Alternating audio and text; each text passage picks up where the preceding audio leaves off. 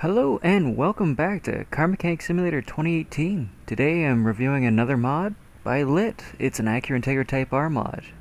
Let's get into it. There are two different variants to the car. You have the Lit edition and the stock Type R. The only real difference between the two is the ride height. You can see the Lit sits lower than the stock Type R, but there is one problem with the Lit edition.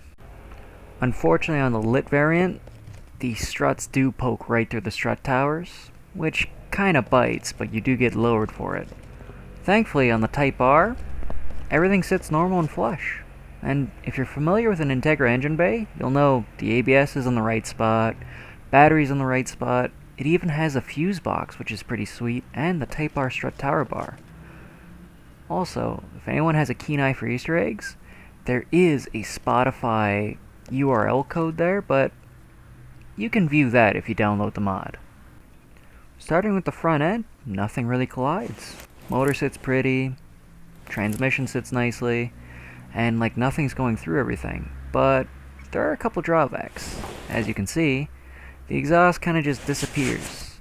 It then reappears in the back, and the rear muffler goes right through the lower suspension arm. So that kind of bites. Another slight downside to this mod is, doesn't matter what engine you have in it, you're always going to have an intercooler up front, whether you have a turbocharged one or a naturally aspirated one. And to anybody that's familiar with Integra front suspension, it doesn't have the wishbone.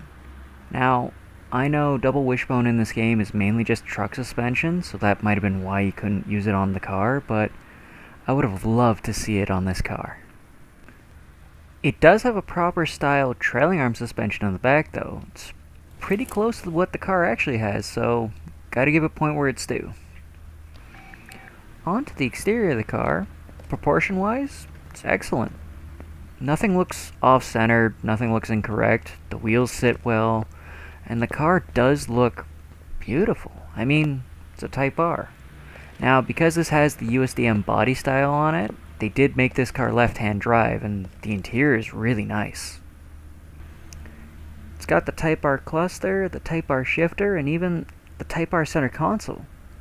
The dash and the interior is very accurate to how the Integras come. There is only one downside about this. All the lights on the cluster stay on, and you're always out of fuel. And if you're like me, unfortunately, that's usually true. Customization wise, unfortunately, there's not many options. You can change the front seats, but body wise, there's not much. Other than badge deletes, a carbon fiber hood, a headlight, taillight options, and carbon fiber spoiler, there's not a whole lot you can really do with the Integra. But the car does make up for it a little bit in liveries. The modder did add two liveries right out the box. The first one kind of reminds me of what you'd find off Brian's Supra, but the second one... No! Yep, it's that Integra, from the first Fast and Furious. Gotta say, they did a damn good job with the livery on this car. But, it's enough looking. Let's take him for a drive. Anyways, thanks for watching and hope you enjoyed.